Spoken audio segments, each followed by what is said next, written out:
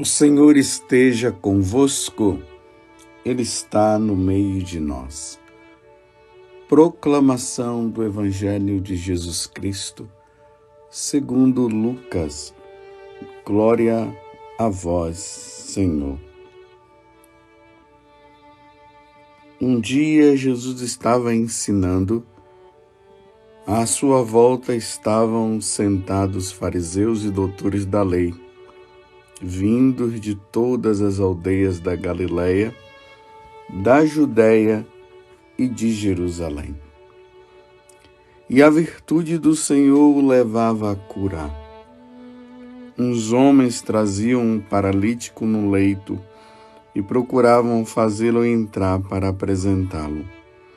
Mas, não achando por onde introduzi-lo, devido à multidão, subiram ao telhado e por entre as telhas o desceram com o leito no meio da assembleia diante de Jesus. Vendo-lhes a fé, ele disse: Homem, teus pecados estão perdoados. Os escribas e fariseus começaram a murmurar, dizendo: Quem é este que assim blasfema? Quem pode perdoar os pecados senão Deus? Conhecendo-lhes os pensamentos, Jesus respondeu, dizendo: Por que murmurais em vossos corações? O que é mais fácil dizer: Teus pecados estão perdoados, ou dizer: Levanta-te e anda? Pois para que saibais que o Filho do Homem tem na terra poder de perdoar os pecados, disse ao paralítico: Eu te digo, levanta-te, pega o leito e vai para casa. Imediatamente, diante deles, ele se levantou, tomou o leito e foi para casa, louvando a Deus. Todos ficaram fora de si, glorificando a Deus, e cheios de temor diziam: Hoje vimos coisas maravilhosas. Palavra da salvação. Glória a vós, Senhor. Meus irmãos e minhas irmãs, o Senhor virá e não tardará. Ele poderia ter vindo ontem. Ontem nós, católicos, vivíamos esta expectativa, claro, com toda a serenidade do coração. Mas vivíamos isto ontem. O Senhor poderia vir, mas Ele não veio. Então hoje, nós precisaremos viver de novo essa expectativa. O Senhor poderá vir hoje, agora, neste exato momento. Amanhã eu poderei até dizer assim: era ontem, mas pode ser que seja hoje. É assim, meus irmãos, que nós vamos vivendo dia após dia. Nós vamos pedindo a Deus a graça de não perdermos de vista o que o Senhor falou. O que aquele anjo disse quando Jesus tinha acabado de subir para o céu. Os apóstolos olhando Jesus subindo para o céu e depois uma nuvem o ocultou. E de repente o anjo falou para eles: Por que vocês estão olhando para aquele que virá? Dia após dia. Esse tempo do advento nos alerta. Não percamos de vista isto. O Senhor pode chegar a qualquer momento. Mas no dia de ontem, o Senhor chegou para muitos. De repente aí no seu bairro, na sua cidade, na sua rua, ou talvez até você que esteja me ouvindo agora, você tenha perdido alguém. Então o Senhor veio de forma particular e chamou aquela pessoa. E aquela pessoa, querendo ou não, ela teve que ir. Ela foi. Na biografia que eu estou lendo de Lúcia, de Fátima, os 3 pastorinhos, né? Lúcia, que Nossa Senhora falava, ela via Nossa Senhora junto ali com Francisco e Jacinta. Então eu li a parte do falecimento da mãe de Lúcia. E para Lúcia foi muito dolorido a morte da mãe dela, porque ela não pôde estar no velório. E uma coisa mais interessante ainda, a mãe estava prevendo que iria morrer. Então ligou para o convento para tentar conversar com Lúcia, mas infelizmente não conseguiu. E quando Lúcia havia se despedido da mãe dela pela última vez, quando ela já estava no convento, a mãe foi lá uma vez visitar. Lúcia havia dito para a mãe o seguinte: nós nos veremos no céu. E realmente isso aconteceu, ela não viu mais a mãe. Mas o detalhe que eu quero trazer é este. Naquele dia, Jesus veio buscar. Foi num dia de Nossa Senhora do Carmo, o dia que a mãe de Lúcia morreu. Parece que foi no dia 16 de julho, agora o ano, não sei se foi 1947, acho que foi por aí. Nossa Senhora veio buscar. A mãe de Lúcia fechou os olhos para esse mundo, para abrir no outro, para abrir na eternidade. O Senhor veio para ela naquele dia. O Senhor não veio para outras pessoas, o Senhor veio para ela e para outras pessoas também. Mas muitos também naquele dia, naquele ano, não foram. Você entende o que eu estou acabando de dizer? Essa expectativa do Senhor que virá na sua glória com seus anjos e santos para julgar o mundo, julgar a todos nós. Isso vai acontecer num dia determinado que nós não sabemos. Deus não quis revelar isso para nós. Mas, ao mesmo tempo, dia após dia, o Senhor vem nos buscando, vai nos levando. Agora mesmo, neste exato momento, enquanto eu estou falando para vocês, alguém, em qualquer parte do mundo, ou muitas pessoas, estão indo ao encontro do Senhor. Então, o Senhor virá e não tardará. Então, para aqueles que ficam dizendo, a história, esse negócio da vinda do Senhor, ele não virá. Primeiro porque Deus não existe. Outros estão dizendo, sim, ele virá, mas vai demorar muito. Olha, demorando muito ou não, o Senhor está vindo dia após dia para levar os nossos. Neste exato momento, em qualquer parte do mundo, alguém está sendo velado em algum velório. Outros já estão sendo conduzidos para o cemitério. E a alma dela já foi para prestar contas a Deus dos seus atos, como diz na carta aos Coríntios. É diante disso que nós vamos olhar o evangelho de hoje. Esse paralítico que foi levado pelos seus 4 amigos.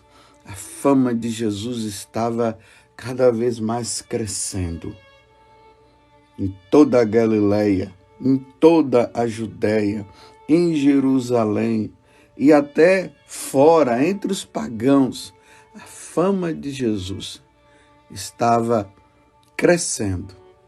Lá em Cafarnaum, porque esse fato aconteceu em Cafarnaum, ali na casa da sogra de Pedro, que fica do lado da sinagoga, levaram esse paralítico. Estava ali naquela cidade um homem, estava fazendo grandes coisas extraordinárias, como nós vimos no final do evangelho de hoje. Hoje vimos coisas maravilhosas. As pessoas estavam vendo coisas maravilhosas com aquele homem, Jesus de Nazaré, que é Deus. Demônios se submetiam a ele. Pessoas eram curadas milagrosamente. Outras pessoas se convertiam e passavam a segui-lo, como nós vemos ali o próprio Mateus e tantos outros. E diante desta fama, aqueles 4 amigos levaram aquele homem paralítico. Na cabeça deles estava o seguinte: hoje é o dia da chance de nosso amigo sair dessa paralisia. Vamos levá-lo para o grande mestre, Jesus de Nazaré. Ele vai curar você. Então veja, havia uma esperança, tanto por parte dos amigos, como do próprio paralítico. E eles estavam decididos: nós não vamos voltar sem você estar curado. Chegando lá, a casa da sogra de Pedro estava lotada, então eles resolveram passar por cima, ali pelo telhado, e levaram. Mas aqui acontece uma coisa surpreendente que ninguém esperava. Quando Jesus olha aquele paralítico, Jesus, vendo a fé, Jesus diz: homem, teus pecados estão perdoados. É aqui que é o impressionante. Era para Jesus ter dito: homem, levanta-te. Você está curado. Não, simplesmente Jesus disse: homem, os teus pecados estão perdoados. E ali os doutores da lei, os fariseus, começaram a chamar Jesus de blasfemo, porque eles mesmos disseram: quem é que pode perdoar os pecados senão Deus? Então ele está se passando por Deus. Agora, além de estar fazendo tantas coisas e até infringindo a lei, fazendo curas nos dias de sábado, agora ele está dizendo que ele é Deus. Aí Jesus mostra: tá bom, para vocês verem que eu tenho o poder de perdoar os pecados, porque realmente eu sou Deus. Então agora eu vou falar para esse homem: levanta-te e anda. E aquele homem levantou. E o povo ficou admirado. Agora vejam, meus irmãos. É impressionante, porque Jesus não estava preocupado com o corpo daquele homem. Aquele corpo paralisado. Jesus estava preocupado era com a alma dele. A alma dele, sim, estava numa paralisia, estava encerrado no pecado. E os pecados daquele homem paralítico poderia levá-lo à perda da salvação. Por isso que Jesus não se preocupou com o corpo dele. Jesus passou a preocupar-se com a alma. A alma dele precisaria voltar ao estado de limpeza. A alma dele estava imunda. A alma dele jazia no pecado. Porque Deus, ele olha além. Nós víamos aqueles homens lá, o povo viu o paralítico, o corpo do paralítico. Jesus viu a alma. E a alma dele estava numa paralisia muito maior. Porque o corpo dele, como nós sabemos, como a igreja nos ensina, porque Jesus nos ensinou isso, o corpo dele na ressurreição irá se transformar. Nós teremos um corpo glorioso na ressurreição.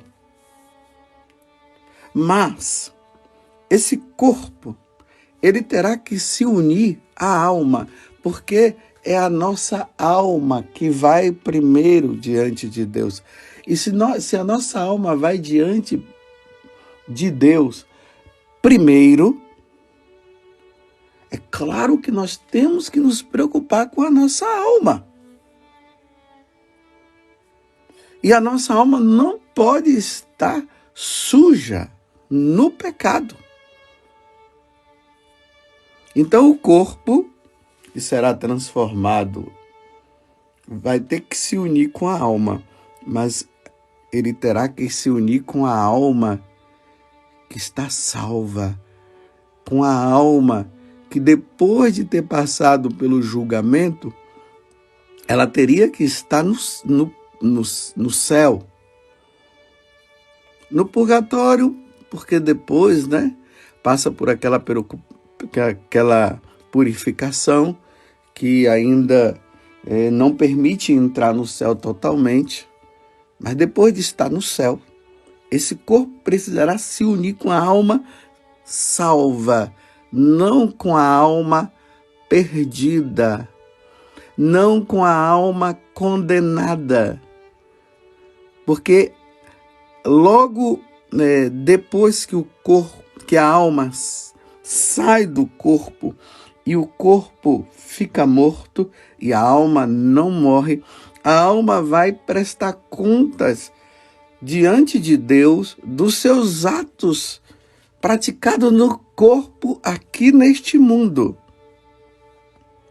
Então, se a alma está salva, o nosso corpo irá ao encontro da nossa alma salva. Se a nossa alma estiver condenada, o nosso corpo irá ao encontro da alma condenada. Por isso a preocupação de Jesus com a alma e não com o corpo. Você entendeu? Você entende a importância de nós estarmos sempre em estado de graça, não no estado da desgraça? Você entende a importância de nós estarmos com a nossa alma limpa e não suja? Você entende? E aqui, meus irmãos, tem um grande ensinamento também. Não importa se o corpo está são ou se o corpo está doente. Porque aqui era um corpo doente, era um corpo paralítico. E imediatamente Jesus olhou para aquele homem e disse: teus pecados estão perdoados. Jesus não falou: você está curado. Ele falou: os teus pecados estão perdoados. E ele fez isso. Ele só fez a cura do corpo porque os fariseus e os doutores da lei estavam chamando ele de blasfemo. Então Jesus quis provar que ele é Deus. Aí Jesus curou. Será que aquele homem poderia ter voltado sem ter sido curado? Poderia. Mas com a alma limpa, com a alma perdoada. Olha que coisa belíssima e que nós não entendemos. E precisamos ter em mente isso. Sim, nós precisamos cuidar do nosso corpo, sim. Precisamos ir no médico, sim. Precisamos fazer os nossos exercícios físicos, sim. Mas, meus irmãos, não vai adiantar também essa luta incessante para ter um corpo sadio enquanto se tem uma alma doente, para entender melhor. Uma alma que jaz no pecado. Não vai adiantar nada. Nós vemos hoje as pessoas nessa luta constante para ter uma saúde boa e tal. A primeira coisa que as pessoas perguntam é: e aí? Como é que está a sua saúde? Por que as pessoas não perguntam assim: e aí? Você está sem pecado? Não se pergunta. Você está em dia com as suas confissões? A primeira pergunta é o corpo. Você está bem? Você está com a saúde boa? É sempre assim. Mas não se pergunta a saúde da alma. Compreende o que eu estou dizendo? E o que aconteceu no evangelho de hoje? Eu vou dizer uma coisa. Tem muitos corpos que estão num hospital, que estão numa cama em casa, numa cadeira de rodas, e são corpos doentes, mas orgulhosos, carregando o pecado e prestes a ir ao encontro de nosso Senhor, e não quer confessar os seus pecados. Continua no orgulho. Uma vez eu me deparei com uma situação que eu fiquei muito preocupado. Trouxeram um homem numa cadeira de rodas para que ele se confessasse. Não sei se ele estava querendo ou se a família que levou. Quando começamos a conversar, o homem vivia junto com uma mulher. Mas o caso dele era muito fácil.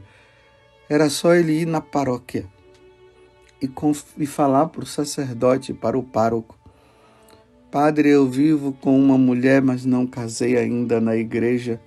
Já há muitos anos eles estavam nesta situação. Era simples, e aí o padre iria fazer o matrimônio deles. Eu preocupado na hora, porque a condição dele ainda não dava para ele receber a absolvição. Eu chamei a companheira dele, que também estava lá, e nós conversamos ali. E eu disse: vocês precisam receber o sacramento do matrimônio. Olha, pasmem, o homem tinha 80 e poucos anos. Você poderia até dizer assim: mas padre, um homem de 80 anos? Sim, um homem de 80 anos que não confessava há mais de 40. Sem confissão, sentado numa cadeira de rodas, igual o paralítico de hoje. Então eu chamei os dois para conversar. E aí, falei com a companheira dele, uma senhora também idosa, e ela disse o seguinte: Padre, eu e meus filhos já há muito tempo estamos pedindo a ele para nós casarmos e ele não quer. O homem na cadeira de roda. E aí eu disse assim, eu falei: mas por que ele não quer? Eu perguntei. Aí ela disse assim: sabe por quê, padre? No início era eu que não queria casar, porque ele era viúvo, ele já tinha vindo de um casamento, estava viúvo, estava livre. A mulher, ela nunca tinha casado, era livre. Então, no início, não sei se ela estava com tanta insegurança, e ela disse pro homem, quando ele disse: vamos casar, ela disse não, mas se juntaram. Não casaram, mas se juntaram, veja só. Ok, passados os tempos, a mulher viu a necessidade realmente de receber o sacramento do matrimônio. Então disse, vamos casar. Ele agora não quer. Por birra, ele não quer casar. Um homem de 80 anos, em cima de uma cadeira de rodas, não quer casar. Falei para a mulher, então faz o seguinte, vocês dormem juntos? Ela disse sim, então faz o seguinte, a senhora separa do quarto. E aí a senhora fica livre. A senhora vai agora praticar a caridade, vai ajudá-lo, que não vai deixar ele assim. E a senhora vai procurar o padre na sua paróquia e vai dizer, padre, olha, eu vivo junta há tantos anos, não existe empecilho nenhum, e agora eu já reconheço que eu preciso receber o sacramento do matrimônio, mas o meu companheiro não quer receber. Então eu resolvi me separar do quarto, vou ajudá-lo como irmão, porque ele não quer casar, e eu quero me confessar, padre, para receber o sacramento do matrimônio. Então já são ali idosos, e agora essa foi a alternativa, porque o homem está dizendo que não quer casar. Olha a idade do homem, em cima de uma cadeira de rodas, há anos sem confessar. Você entende? É mais ou menos a situação do evangelho de hoje. Talvez até você não compreenda o mistério e a situação que está ali. A idade em cima de uma cadeira de rodas e poderia resolver o problema. Simplesmente era só chegar lá na paróquia e o padre marcar com o padre, ver as coisas que são necessárias para receber o sacramento do matrimônio, e ele não quer. É assim, meus irmãos, que nós vamos esperar Jesus voltar, sem receber o sacramento do matrimônio, encerrado numa paralisia do pecado, sem querer se confessar?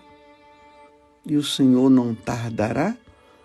E o Senhor virá a qualquer momento? Eu vou dar um conselho para você. Se confesse pelo menos uma vez por mês. Coloque ali, como eu já falei, sempre dou essa orientação para as pessoas. Primeira sexta-feira do mês ou primeiro sábado. Coloca como meta.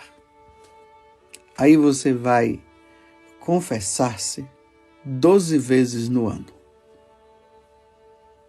Aí, pelo fato de se confessar com frequência, os mortais vão desaparecendo e vai ficar apenas os veniais. E elimine os mortais. Elimine. Fica somente com esses do dia a dia, como nós falamos, uma irritação, uma briguinha que surge aqui, às vezes um julgamento lá, esses do dia a dia. Mortal, não. Não vamos ficar encerrados em cima de uma cadeira de rodas, meus irmãos, no pecado mortal, vivendo uma birra. Eu não quero receber o sacramento do matrimônio porque quando eu quis, você não queria. Meu Deus do céu. Estou rezando por este homem. Estou rezando para que ele possa deixar o orgulho de lado e receber o sacramento do matrimônio. Aí eu disse, caso queiram receber o sacramento do matrimônio, caso ele queira, confessem antes ali, um dia antes ou no mesmo dia em que vão receber o sacramento do matrimônio. Mas nós não podemos brincar, porque o Senhor não tardará. Ele virá a qualquer momento. E quando o Senhor vier, Ele precisará nos encontrar em estado de graça, não no pecado. E Jesus olhou para aquele paralítico e disse para ele: os teus pecados estão perdoados. Louvado seja nosso Senhor Jesus Cristo, para sempre seja louvado, e a nossa mãe Maria Santíssima. Você quer evangelizar alguém hoje? Se inscreva em nosso canal e ative o sininho. Dê um joinha em nossos vídeos e compartilhe com quem você ama. Fique com Deus.